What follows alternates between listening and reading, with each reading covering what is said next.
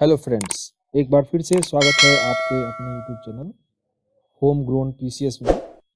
आज के इस वीडियो में हम लोग डिस्कस करेंगे कंप्यूटर लिटरेसी से संबंधित कुछ महत्वपूर्ण प्रश्न जो आने वाले bank clerk, NVS, KVS, LDC, SSC, CGL, CHSL और यूजीसी नीट के लिए उपयोगी है। तो आइए शुरू करते हैं कंप्यूटर लिटरेसी सीरीज का ये तीसरा सेट। पहला प्रश्न है, in MS word word rap is.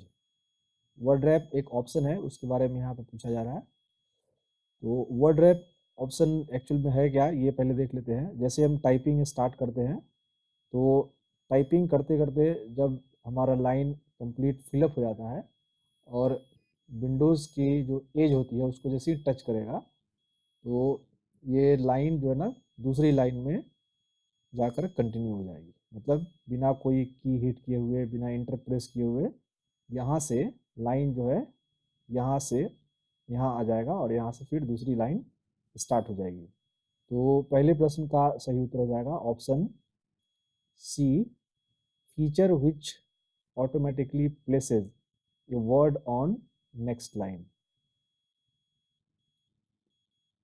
बढ़ते हैं दूसरे प्रश्न की तरफ। दूसरा प्रश्न है, इन कंप्यूटर्स फायरवॉल इज। पूछ रहा है कि कंप्यूटर के अंदर ये फायरवॉल क्या होता है। फायरवॉल एक्चुअली एक सॉफ्टवेयर और हार्डवेयर या दोनों का एक कॉम्बिनेशन है जो दूसरे किसी भी पर्सन को इंटरनेट के जरिए या फिर किसी वायरस के जरिए आपके कंप्यूटर में इंटर होने से उसको रोकता है। तो दूसरे प्रश्न का जो सही उत्तर होगा होगा ऑप्शन बी, सॉफ्टवेयर और hardware use to isolate a private network from public network. दूसरे प्रश्न का सही उत्तर हो जाएगा ऑप्शन बी। तीसरा प्रश्न है, a news website home page should be what, static web page, dynamic web page, sober web page या जोवियल पेज। तो किसी भी न्यूज वेबसाइट का जो होम पेज होगा, जैसे ही आप यहाँ पे अपने ब्राउज़र के अंदर एड्रेस बॉक्स में जब आप लिखेंगे news.com या समथिंग जो भी न्यूज साइट है, तो उसकी जो पहली पेज ओपन आपके सामने होगी उस पेज को हम लोग बोलते हैं होम पेज। और होम पेज पे नंबर ऑफ लिंक्स अवेलेबल रहता है जिसको क्लिक करने के बाद उस कंटेंट्स को आप पढ़ सकते हैं, उस पिक्चर पे उस वीडियो को आप देख सकते हैं। तो इस तरीके से न्यूज़ वेबसाइट्स का जो होम पेज है वो डायनामिक होना चाहिए, जहाँ से आप दूसरे किसी पेज पर जा सके, अपने रिस्पॉन्स को रिकॉर्ड कर सके, अपना फीडबैक देख सके। एक्चुअल में डायनामिक पेज का मतलब ही होता है कि जिस पेज पे आप अपनी रिस्पॉन्स को रिकॉर्ड कर सकते हैं उस पेज को हम बोलते हैं डायनामिक पेज। और स्टैटिक पेज ऐसी पेज होती है जिसको आप पढ़ सकते हैं लेकिन उस पर अपना रिस्पॉन्स रिकॉर्ड नहीं कर सकते। इस प्रकार तीसरे क्वेश्चन का सही उत्तर हो जाएगा ऑप्शन बी, डायनामिक पेज। बढ़ते हैं चौथे प्रश्न की तरफ। चौथा प्रश्न है, इन कंप्यूटर मदरबोर्ड इज। ये बहुत सिंपल सा क्वेश्चन है। ये मदरबोर्ड एक तरीके से एक बोर्ड है और उस बोर्ड के ऊपर ग्राफिक बोर्ड जिसको बोलते हैं, ग्राफिक बोर्ड के ऊपर उसी के ऊपर आपका प्रोसेसर है, रैम है, हार्ड डिस्क की जो कनेक्शन होती है, पावर सप्लाई की जो कनेक्शन होती है, सब उसी के ऊपर होती है। इस तरह चौथे प्रश्न का जो सही उत्तर है ऑप्शन डी है, a device containing circuitry for CPU, keyboard, monitor with expansion capability. Option D is right answer. पांचवा प्रश्न है, in MS Word mailing list is known as. MS Word के अंदर एक मेल मर्ज का एक कमांड है, ऑप्शन है, जिसमें आप एक लेटर लिख के और उस लेटर के ऊपर नंबर ऑफ पर्सन का मेल एड्रेस आप पुटअप कर सकते हैं। उसके लिए मेल मर्ज नाम से एक एप्लीकेशन है और उसी एप्लीकेशन के माध्यम से जो हमारा मेलिंग एड्रेस है लेटर के ऊपर मर्ज करते हैं तो उसमें जो मेलिंग एड्रेस का डाटा है उसको हम लोग बोलते हैं डेटा सोर्स। पांचवें क्वेश्चन का सही आंसर होगा ऑप्शन सी। छठा क्वेश्चन है where can you find the horizontal split bar. Horizontal split bar कहाँ मिलता है एमएस वर्ड के स्क्रीन के ऊपर। तो आइए पहले देख लेते हैं कि ये एक्चुअली में मिलता कहाँ है। बहुत ही छोटी सी ऑप्शन है, ये है आपका एमएस वर्ड का स्क्रीन और इस स्क्रीन पर आप यहाँ देखिए इस जगह पे ये एक ब्लैक लाइन है, यहाँ पर जो मैंने सर्किल की है इसी सर्किल के बीच में एक ब्लैक लाइन है और इसी लाइन को हम लोग बोलते हैं स्प्लिट बार। और ये है ऊपर से नीचे की तरफ जो दिखा हुआ है ये आपका हो गया वर्टिकल स्क्रोल बार, इसको हम लोग बोलते हैं वर्टिकल स्क्रोल बार। इस वर्टिकल स्क्रोल बार के ठीक ऊपर में है एक स्क्रोल बार इधर भी होती है जो कंटेंट्स को लेफ्ट टू राइट विजुअल करने में आपका हमारा मदद करता है। इस प्रकार जो छठा प्रश्न है इसका सही उत्तर होगा on the top of vertical scroll bar. C is right answer of question number 6।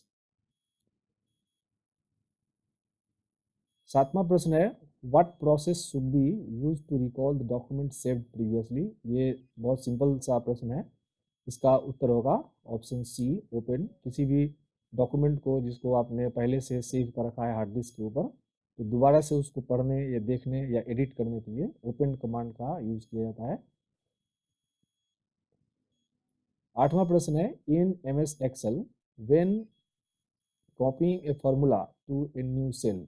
इसमें पूछ रहा है कि एमएस एक्सेल के अंदर किसी सेल में कोई फार्मूला लिखा हुआ है और उस फार्मूला को कॉपी करके जब किसी दूसरे सेल के अंदर जब हम पेस्ट करते हैं तो पेस्ट होने के बाद एक्चुअल में होता क्या है इसके बारे में पूछ रहा है। ये मैंने आपके लिए एक एक्सेल का सीट यहाँ पे बना दिया और इसमें 2 रो है 3 कॉलम है। कॉलम की यहाँ पे हेडिंग दिए हुए है ए, कॉलम बी और कॉलम सी हो गया। रो नंबर हो गया 1, यहाँ पे रो नंबर हो गया 2। यहाँ पे कुछ आपने नंबर पुट कर दिया है जैसे 20, यहाँ पे पुट कर दिया है 30 और यहाँ पे एक फार्मूला आप लिख रहे हैं। फार्मूला में आप सेल का रेफरेंस दे रहे हैं A1। A1 एक्चुअल में क्या है कॉलम का नाम है, कॉलम यहाँ पे ए है और 1 ये इसका मतलब है ये बॉक्स को रिप्रेजेंट कर रहा है A1 प्लस B1 बॉक्स ये B और यहाँ पे 1 इस बॉक्स का नाम है B1, यहाँ पे लिखेंगे B1। जैसे ही यहाँ पे इंटर हम प्रेस करते हैं तो 20 और 30 को ऐड करके यहाँ पे आपको 50 दिखा दिया। अब ये कह रहा है कि दूसरा सेट है आपके पास कुछ दूसरे नंबर का सेट है जिसमें आपने 50 और यहाँ पे 60 लिखा हुआ है। अब इस सेल को कॉपी कर रहे हैं। इस सेल में एक्चुअल में है क्या फॉर्मूला है, इसमें कोई वैल्यू हमने इंटर किया नहीं है, वैल्यू ड्राइव हुआ है इस दोनों सेल के ऐड करने के बाद। तो इस सेल को जब हम कॉपी करेंगे और जब इसके अंदर हम पेस्ट करते हैं तब क्या होगा ये इस क्वेश्चन में पूछा जा रहा है।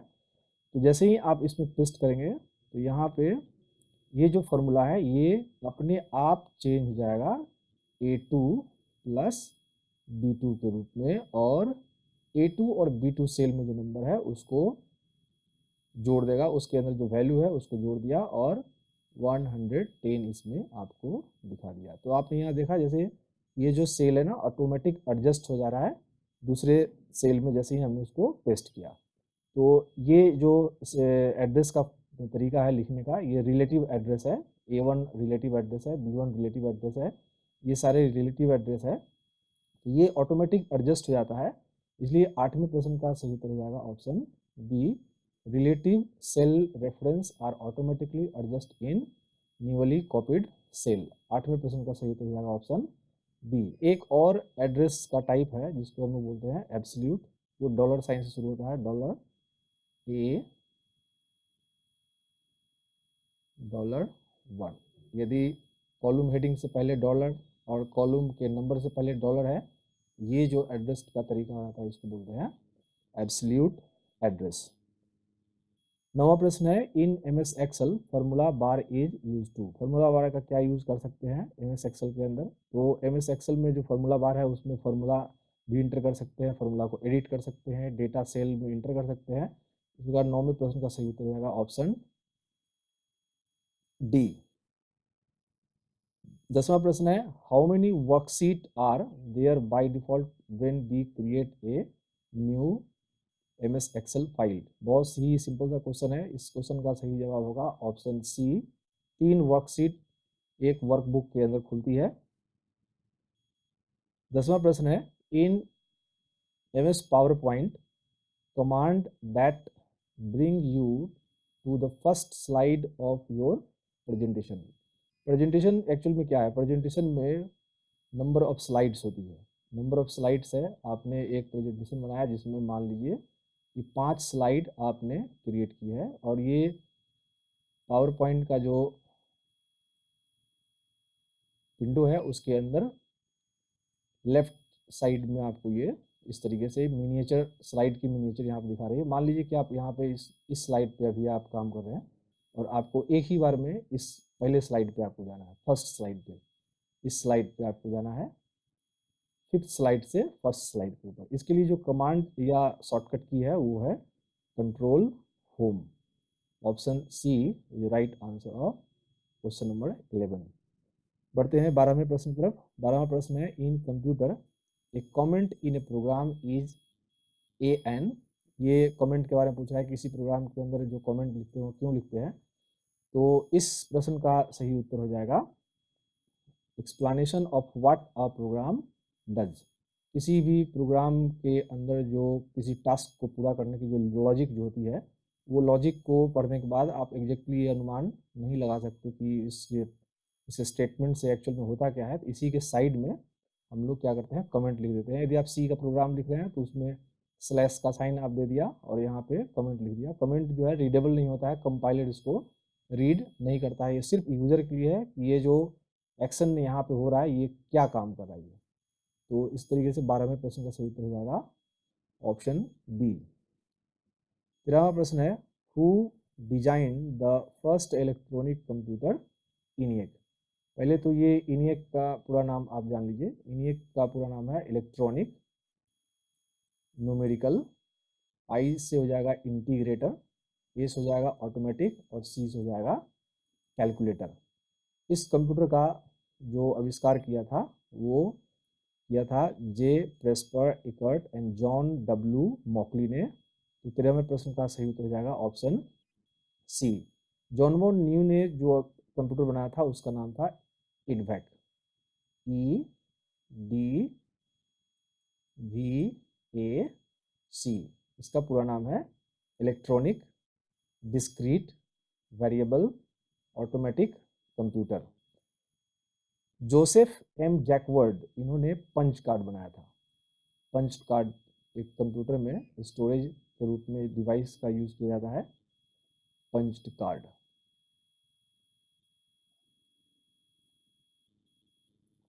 चौदहवां प्रश्न है, in MS Word the feature use to display 2 in H2O। मतलब आप कह रहा है कि एक केमिकल फार्मूला लिखने के लिए आपको इस तरीके से 2 को नीचे लिखा जाता है। तो ये एक इनविजिबल सा लाइन होती है वर्ड के फाइल में, और लाइन के ऊपर लिख रहा है, जैसे ये लिख रहे हैं आप, इसको कहा था कि बेस लाइन पे लिख रहे हैं।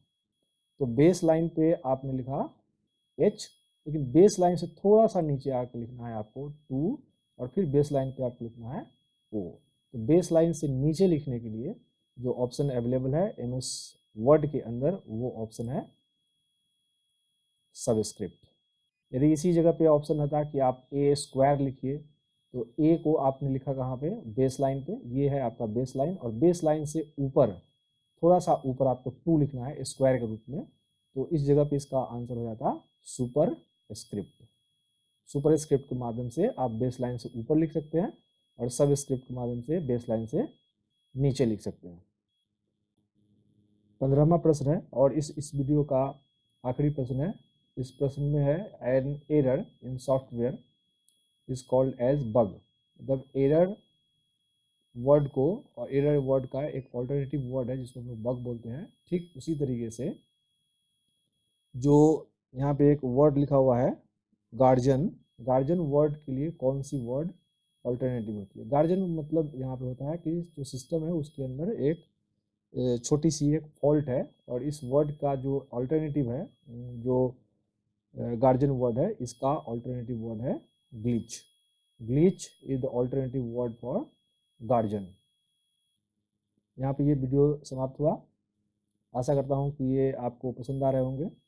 यदि पसंद आ रहे हैं तो लाइक कीजिए, शेयर कीजिए, कमेंट कीजिए, अपने दोस्तों में भी इस वीडियो को शेयर कीजिए जिससे ज़्यादा से ज़्यादा लोगों को फ़ायदा हो। और अपना फीडबैक देते रहें, कमेंट करिए, जिससे मैं अपनी वीडियो की क्वालिटी को और ज़्यादा से ज़्यादा इम्प्रूव कर सकूँ। जय हिंद, जय भारत।